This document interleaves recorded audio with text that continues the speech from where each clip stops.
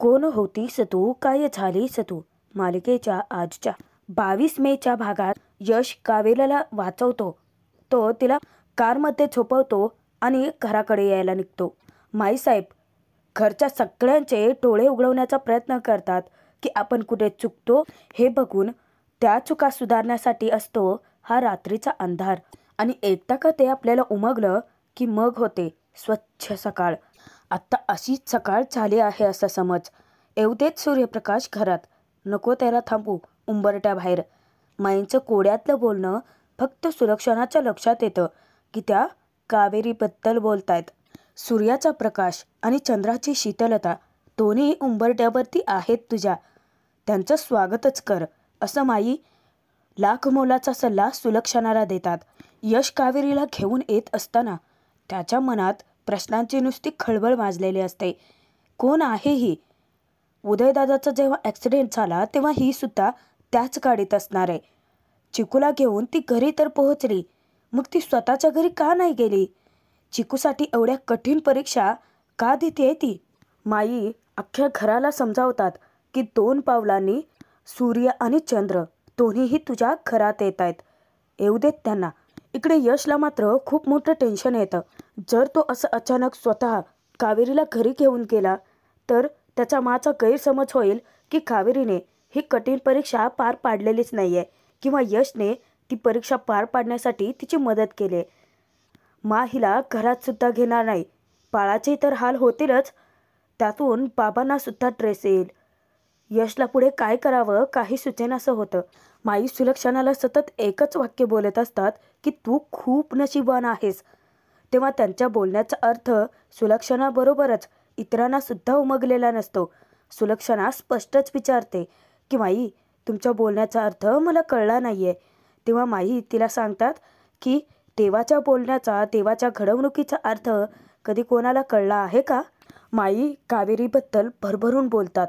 सुलक्षणाचे डोळे उघडवण्याचा प्रयत्न करतात की अगं, सुख स्वतः चालून आला आहे तुझ्या दारात, तिला आत घे. तिची पावलं शुभ आहेत तुझ्या घरासाठी. दुष्काळात सुद्धा पाऊस पडेल, ती आणेल. तुला ढगांचा गडगडाट ऐकू येतोय का? माईने विचारताच सुलक्षणा कान टवकारून ऐकते. अगदी बाकीचे सगळे सुद्धा. इतक्यात इन्स्पेक्टर जाधवांचीच एंट्री होते. इन्स्पेक्टर जाधव खूप मोठी धक्कादायक बातमी घेऊन आलेले असतात. ते येता क्षणी श्रीकांत उदयबद्दल त्यांच्याकडे चौकशी करतो. तेव्हा इन्स्पेक्टर आपसुकच बोलून जातात की त्यांची बॉडी अजून सापडलेली नाही आहे. तेव्हा सुलक्षणा श्रीकांतच्या काळजाचा ठोकाच चुकतो. ते दोघेही खचून जातात. इन्स्पेक्टर सांगतात की त्यांचे काही सामान आम्हाला सापडलं आहे, ते नेमकं त्यांचंच आहे का ते चेक करा एकदा. तोचपर्यंत यश कावेरीला बाहेर घेऊन येतो आणि बाहेरच पाकावरती तो तिला झोपवतो. त्यानंतर पाणी तिच्या तोंडावरती शिंपडतो. यश विचारात पडतो की कावेरी जर उठली तर तो तिच्यासमोर नसायला हवाय, कारण तिला लक्षात येईल की त्यानेच तिची मदत केली. यश पटकन तेथून सटकतो. घरात संदीपने बॅग उघडून जेव्हा उदयचा शर्ट बाहेर काढलेला असतो, सुलक्षणा तो शर्ट ओळखते. तो शर्ट आपल्या उराशी कवटाळत ती रडायला लागते, कारण उदयसोबत शेवटची जेव्हा भेट झाली होती, उदय घर सोडून जात असताना त्याने तोच शर्ट घातला होता. सगळेच जण सुलक्षणा रडत असताना तेही रडायला लागतात. इन्स्पेक्टर त्यांच्यासमोर खुलासा करतात की गाडी आणि सामान सापडले, परंतु त्यांचा अजूनही पत्ता नाही आहे. काकू विचारते की परंतु असं कसं होऊ शकतं?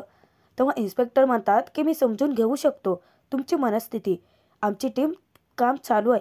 इन्स्पेक्टर सगळ्यांना एक बातमी देतात की जोपर्यंत उदयची बॉडी सापडत नाही तोपर्यंत ते त्याला ऑफिशियली मृत घोषित नाही करू शकत. तेव्हा कुठे सगळ्यांच्या जीवात जीव येतो. सगळेच जण खूप खुश होतात. बाबा इन्स्पेक्टरांना सांगतात की असंच होऊ देत. उदयची बायको आणि चिकू, त्याचं बाळ दोघेही सुखरूप आहेत. तेव्हा इन्स्पेक्टरला धक्का बसतो. मग ते त्यांच्यासमोर बोलून जातात की काय, अपघात तर खूप मोठा होता. जर त्यांची पत्नी आणि मुलगा जिवंत असेल तर ते सुद्धा जिवंत असण्याची शक्यता नाकारता येत नाही. सगळेच जण आनंदात असतात. सगळेच जण हात जोडून देवाचे आभार मानत असतात की असंच सगळं घडू देत, उदय परत येऊ देत. इन्स्पेक्टरांच्या या बातमीने सर्वांच्या मनाला एक उभारी मिळते. श्रीकांत तिथे इन्स्पेक्टरांकडे रिक्वेस्ट करतो लवकरात लवकर उदयला शोधण्यासाठी. इन्स्पेक्टरसुद्धा त्यांना शब्द देतात की त्यांच्या परीने ते पूर्ण प्रयत्न करतील. आता सगळं देवाच्याच हातात आहे असं समजून सगळेच जण देवाचा धावा करत असतात. सगळेजण इतके खुश आहेत पाहून माईसुद्धा खूप खुश होतात. बाहेर तोपर्यंत कावेरीला जाग येते. कावेरी जेव्हा उठून बघते तर ती घरी आलेली असते. तिलाच काही कळेनासं होतं.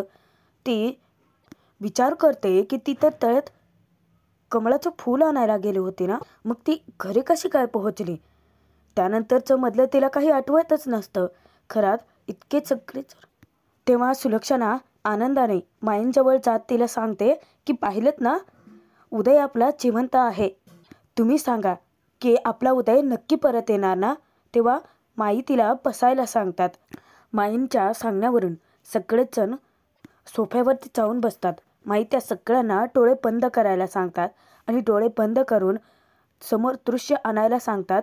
ते म्हणजे आकाशात उडणाऱ्या पक्ष्यांचं, नदीचं खळखळ वाहणारं पाणी, देवासमोरील समयी आणि त्या समयीत प्रज्वलित केलेली ज्योत, त्याचबरोबर उदय सुखरूप घरी आल्याचं दृश्य.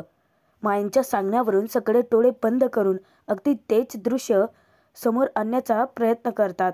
बाहेर कावेरी आपल्या डोक्याला ताण देते, परंतु तिला पुढचं काही आठवतच नसतं.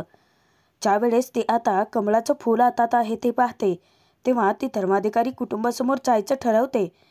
उठत असताना अचानक तिचा पाय खूप दुखायला लागतो. कावेरीच्या काही ध्यानातच येत नाही तो रुमाल कोणी बांधला असावा, तिला घरी सुखरूप कोणी पोहोचवलं असावं, काही माहिती नसतं. ती मनापासून देवाचे आभारच मानते की तोच कोणाच्या तरी रूपात तिच्या मदतीला धावून आला. कावेरी यशसाठी सुद्धा मनापासून प्रार्थना करते की म्हणजे तिच्या मदतीला येणारा तो आहे हे तिला जरी माहिती नसलं तरीसुद्धा ज्याने तिची मदत केली आहे त्याला सुखरूप ठेवायला सांगते. घरामध्ये माईंच्या सांगण्यावरून सगळेच जण ते दृश्य आपल्या मनाला भासवत असतात. उदयचं सुखरूप घरी परतणं, कावेरी उदय यांची एकत्र घरात येण्यापूर्वीची ओवाळणी, उदयच्या हातात असलेलं त्याचं गोंडस बाळ आणि त्यांचा गृहप्रवेश होताच तुमचं आनंदी असलेलं घर. त्यानंतर माई घरच्या सगळ्यांना डोळे उघडायला सांगतात. तेव्हा सगळेच जण खूप खुश असतात. सुलक्षणाला माई विचारतात, झालं ना तुझं सगळं मनासारखं. चिखलातलं कमळ ही एक तुझी कल्पना आहे. तू एक गोष्ट लक्षात ठेव, तुझा उदय घरी सुखरूपच परतणार आहे. माईंनी खूप मोठी भविष्यवाणी सांगूनच टाकलेली असते. इतक्यात कावेरी कमळाचं फूल घेऊन दारापाशी आलेली असता क्षणी काकूंचं लक्ष जातं आणि काकू मोठ्याने कांगावा करते की ती मुलगी कमळाचं फूल घेऊन आली सुद्धा. सगळेच जण हवालदिल होतात. कावेरीने खरंच खूप मोठा पराक्रम जो करून दाखवलेला असतो. स्वतःचा जीव धोक्यात घालून सुलक्षणाची अट पूर्ण केलेली असते. तिच्या परीक्षेत पास होऊनच दाखवते. घरातले सगळेच जण खूप खुश असतात. सुलक्षणा तर तिच्याची नजरही मिळवू शकत नाही. तेव्हा श्रीकांत इतका खुश असतो. सुलक्षणाला तो सांगतो की मंडळी, अहो बघताय काय, आपल्या सुनबाईला औक्षण करून घरात घ्या. तुमची अट मान्य केली आहे त्याने, पूर्ण करूनच आले आहेत. आपला उदय परत येण्याचा आशेचा किरण जो दिसला आहे. असं घरातल्या लक्ष्मीला दारात उभं ठेवणं बरोबर नाही आहे मंडळी, तिला घरात घ्या. सुलक्षणाने कधी श्रीकांतचा शब्द डावललेला नसतो. त्यामुळे नाईलाजास्तव विद्याला ती औक्षणाचं ताट घेऊन यायला सांगते. तेव्हा विद्या खुश होत धावतच देवघरापाशी जाते. औक्षणाचं ताट घेऊन ती सुलक्षणाजवळ येते. सगळेच जण एकत्र आलेले असतात. सुलक्षणाच्या डोक्यात अंगार दाटून आलेला असतो. कावेरीकडे खूप रागात ती पाहते. कावेरी सुलक्षणाला विचारते की मी तुमची अट पूर्ण केले, मी तुमच्या परीक्षेत पास झाले ना मा. तेव्हा सुलक्षणा चिडते आणि कावेरीला सांगते की मी तुझी मान नाही आहे. मी तुला घरात घेते ते फक्त उदयच्या बाबांसाठी. त्यांचं म्हणणं मला डावलता येत नाही आहे म्हणून. हे ओवाळणं वगैरे ते सगळं नाईलाजास्तव चालू आहे. बाकी माझ्याकडून आता कुठलीही अपेक्षा ठेवू नकोस असं सांगत सुलक्षणा तिचं औक्षण करून बाजूला जाते.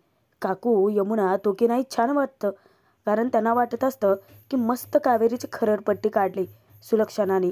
कावेरीला इतकी भीती वाटायला लागते की अजून कोणत्या कोणत्या परीक्षेला आव्हानांना तिला सामोरं जावं लागणार आहे. काहीच माहिती नसतं. सुलक्षणा कावेरीचं औक्षण करून बाजूला तर जाते. कावेरी घरात पाऊल टाकणार इतक्यात यश येतो. यश तिच्या पाशी तिच्या शेजारीच उभा असतो. दोघे एकमेकांकडे पाहत असतात. घरचे सगळेच जण आश्चर्याने त्यांच्याकडे पाहायला लागतात. तेव्हा यश कावेरी दोघे एकत्र एकदमच पाऊल घरात टाकतात आणि ज्यावेळेस दोघे एकत्र गृहप्रवेश करतात येत असतानाच यशच्या घड्याळात कावेरीच्या साडीचा पदर अडकतो. परत एकदा सर्वांनाच मोठा धक्का बसलेला असतो. यश आपला गुपचूप पुढे येणार तर त्याला लक्षात येतं की काहीतरी अडकलंय. जेव्हा तो मागे वळून पाहतो तर कावेरीचा पदर अडकलेला असतो. दोघे परत एकदा एकमेकांकडे बघायला लागतात. सगळेच जण धक्क्यात असतात. परंतु माईंना हे सगळे संकेत लक्षात येतात की नियतीने आधीच यांची गाठ बांधून ठेवली आहे. हे फक्त माईंना एकटीलाच उमगतं. बाकी सगळे इतके डोळे वटारून पाहत असतात की जणू काय आता पूर्वीपासून हे दोघे एकमेकांना ओळखत असतील की काय. ज्या हाताला कावेरीच्या साडीचा पदर अडकलेला असतो तो हात जेव्हा यश वरती करतो तर सुलक्षणा इतकी रागात पाहत असते त्यांच्याकडे. ते दोघंही एकमेकांच्या नजरेला नजरच देऊन असतात. इतक्यात माई खूप मोठं भाकीत करतात. दोन्ही नक्षत्र एकत्र आले आहेत. माईंचं वाक्य ऐकताच सगळेच जण जबरदस्त शॉकमध्ये जातात. आता आशेचा किरण लवकरच या घरात येईल आणि सगळीकडे नुसतं आनंदी आनंदच पसरेल. परत एकदा माईंचं बोलणं ऐकून सगळेच जण त्यांच्याकडे पाहायला लागतात. तेव्हा कावेरी भानावर येते आणि कावेरी यशच्या घड्याळात अडकलेला तिचा पदर काढण्याचा प्रयत्न करते. थोड्याशा प्रयत्नानंतर तिला तो पदर काढता येतो.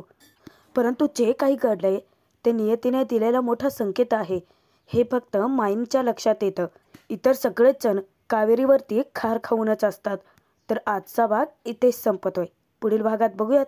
माईंचे आशीर्वाद घेताना यश कावेरी दोघे एकदमच आशीर्वाद घेतात. तेव्हा माई त्यांना भरभरून आशीर्वाद देतात आणि त्यांना पुढचा संकेत सांगतात. ते म्हणजे दोघेही एकमेकांची सोबत करा तर आणि तरच आनंदाचे मार्ग मोकळे होतील. तेव्हा घरातील सर्वच जण परत एकदा धक्क्यात असतात की माई काय बोलतायत. कावेरी तर उदयची पत्नी आहे. कावेरीला साडी नेसता येत नाही. सुलक्षणा कावेरीला ओरडते की घरातल्या सुनांनी साडीच नेसायची आणि येत नसेल ना तर ती शिकायची. ती विद्याला कावेरीला साडी नेसवायला सांगते. कावेरी चिकूला घेऊन जाणार. सुलक्षणा तिला अडवते आणि जाब विचारते की गळ्यात मंगळसूत्र का नाही घातलंय. आता यशच्या लक्षात येतं बरं का की ही कावेरी ती कावेरी नाही आहे. स्वतः यशच्या हातूनच कावेरीच्या गळ्यात मंगळसूत्र पडणारच असतं. परंतु ते कसं ते पुढील भागात